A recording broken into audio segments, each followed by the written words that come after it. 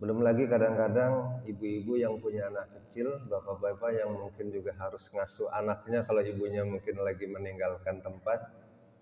Ini anaknya masih kecil, mungkin masih setahun gitu ya, atau 2 tahun, pas sholat lari-larian. Waduh, gimana mau khusyuk nih? Ada yang sering bilang gitu, waduh sholat saya nggak khusyuk. Ada juga seringkali orang sholat di kamar, kamarnya dikunci. Anaknya ditinggal di luar, anaknya berisik, ngetok-ngetok pintu, ibunya bapaknya lagi sholat di dalam kamar. Supaya apa? Bisa jadi alasannya supaya khusyuk. Apakah demikian itu yang dimaksud khusyuk berdasarkan tuntunan dari Nabi kita Nabi Shallallahu Alaihi Wasallam? Bahkan Nabi kita Shallallahu Alaihi Wasallam dalam beberapa hadis bahkan beliau pun pernah ya bersama dengan cucu beliau yang masih kecil ya, seperti Umamah binti Zainab ya. Jadi cucu beliau Umamah binti Zainab pernah ya bersama dengan Rasulullah Shallallahu Alaihi Wasallam ketika sholat. Bahkan Hasan ya dan Husain salah satu cucunya ini juga pernah sholat bersama Rasulullah Shallallahu Alaihi Wasallam, bahkan naik-naik ke pundak beliau ketika beliau ruku, beliau sujud. Hadirin yang dirahmati Allah, lalu bagaimana sebetulnya khusyuk?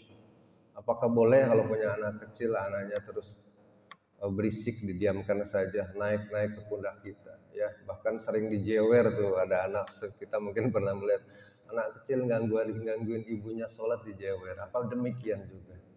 Lalu bagaimana juga kalau anak balita ikut ke masjid dibentak kadang-kadang seperti itu? Apakah itu tuntunan Nabi Shallallahu Alaihi Wasallam? Hadirin yang dirahmati Allah, dalam surah Al-Mu'minun ya, ayat pertama, mungkin ini sebagian sudah hafal ya. A'udzubillahi minasyaitonir rajim. Qad aflahal mu'minuna alladzina hum fi salatihim khashi'un. Ya, ini dalam surah Al-Mu'minun. Sesungguhnya beruntunglah orang-orang yang beriman, yaitu alladzi hum fi salatihim khasyi'un, itu orang-orang yang khusyuk ya, di dalam salatnya. Khusyuk ini kata ulama maknanya salah satunya adalah as-sukun, yaitu tenang. Ya, jadi cirinya pertama ketika khusyuk itu tenang. Lalu dalam keseharian kita ketika zaman Nabi Shallallahu Alaihi Wasallam, salah satu asbabul wurud dari surah Al-Mu'minun yang tadi saya bacakan ayat 1 sampai 2 ya, qad aflahal mu'minun. Ketika di zaman Nabi Shallallahu Alaihi Wasallam, ini salah satu ini ya pendapat dari asbabul wurud berdasarkan hadis. Pada saat itu ya, sahabat Nabi Shallallahu Alaihi Wasallam ada yang sholat menghadap ke langit, menghadap ke atas. Ya. Lalu turunlah ayat ini salah satunya untuk ya memberikan pelajaran Nabi Sallallahu Alaihi Wasallam untuk khusyuk. Jadi tidak lagi melihat ke atas. Jadi harus dalam keadaan as-sukun, yaitu tenang. Abu Bakar As-Siddiq radhiyallahu anhu ketika sholat itu beliau itu digambarkan ya oleh para ulama itu seperti tongkat ditancapkan, diam. Bahkan Abu Bakar ya, As-Siddiq kalau sholat ketika membaca ayat-ayat yang berhubungan dengan surga, beliau seperti tenang, tetapi ketika membaca surat-surat yang berhubungan dengan neraka, beliau menangis. Menangis mengeluarkan air mata. Dalam sejarah demikian. Tetapi seringkali diartikan ini juga berbeda. Jadi kalau kita misalkan baca surah dalam Al-Quran tentang neraka, sebutlah mungkin Sabihis ya.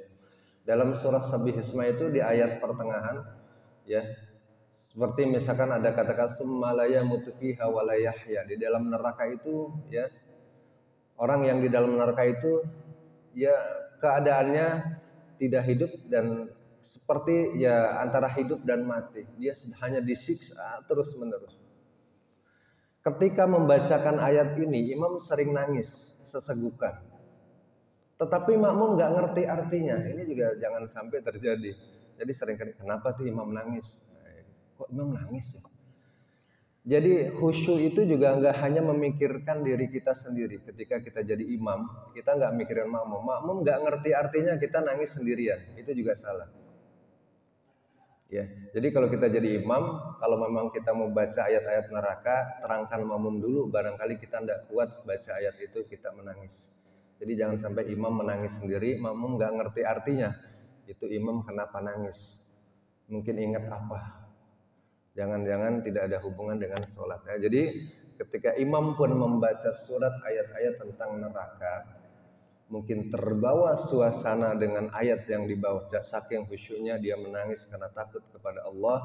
Tapi bisa jadi karena dari posisi jadi imam, makmum nggak ngerti.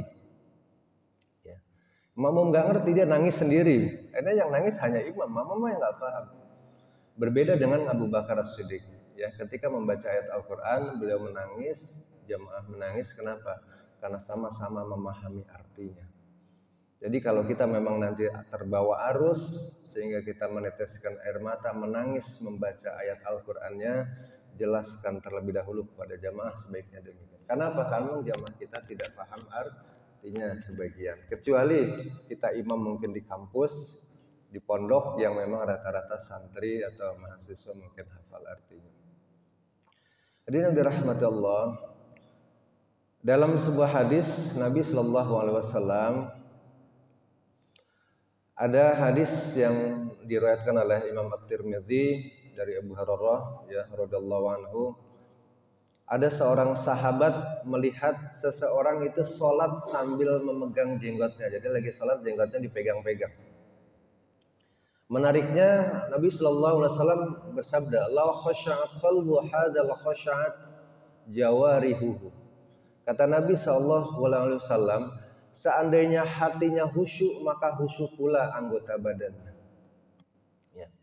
Jadi tidak ada jaminan bahwa sholat itu memastikan bahwa orang yang megang janggutnya kalau dia khusyuk ya tetap khusyuk. Walaupun tentu ya ini tidak dianjurkan untuk melakukan gerakan-gerakan yang di luar gerakan sholat. Tetapi itu menunjukkan bahwa khusyuk patokannya bukan hanya tenang saja.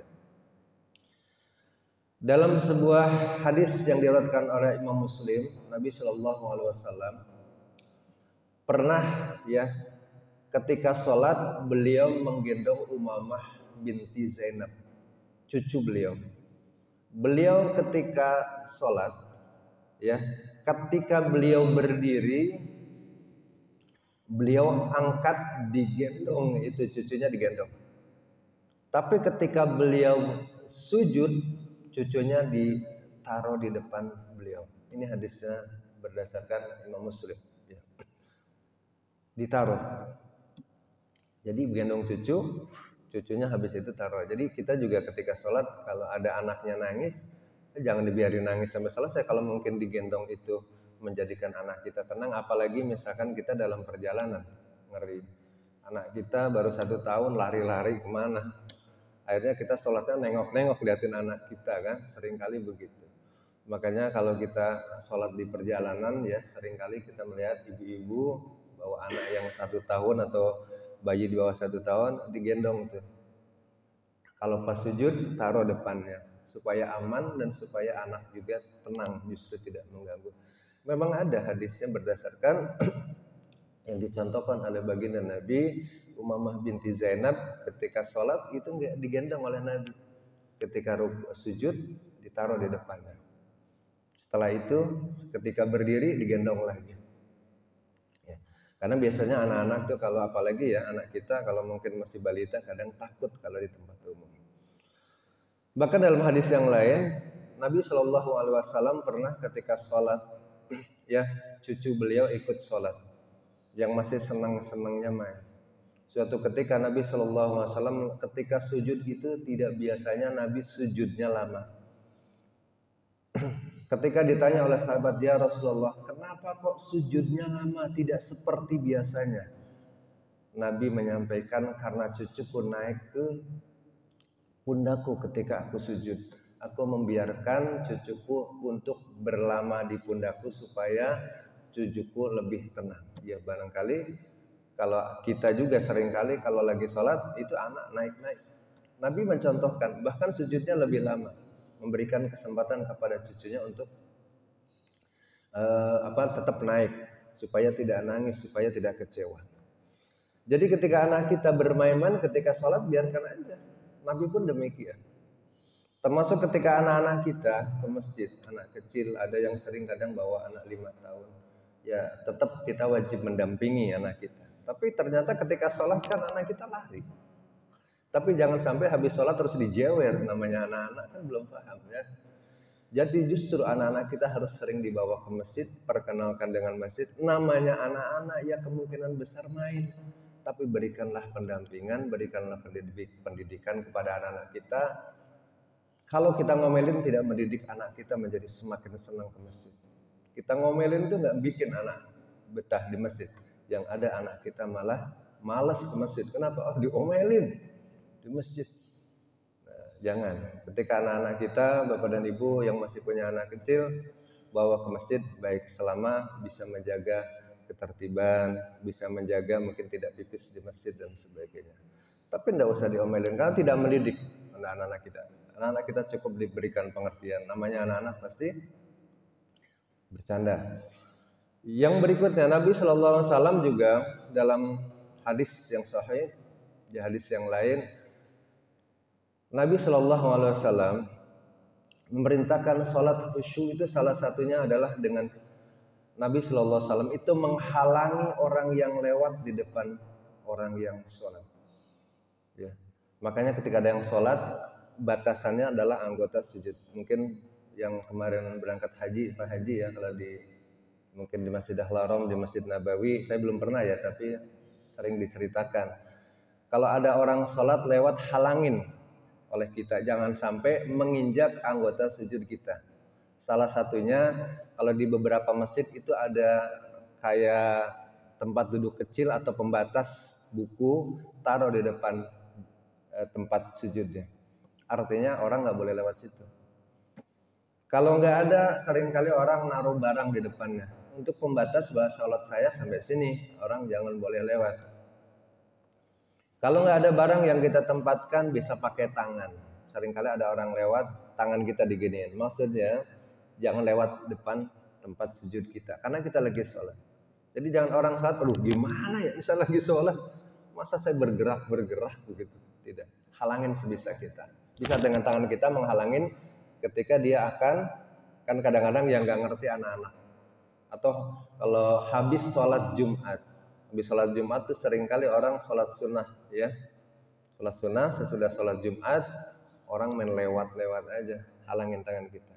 Ya, supaya mereka tidak melewati anggota sujud kita. Kalau tidak ada penghalang yang lain. Kalau ada penghalang yang lain di beberapa masjid ada seperti pembatas buku, ya simpan pembatas buku khusus untuk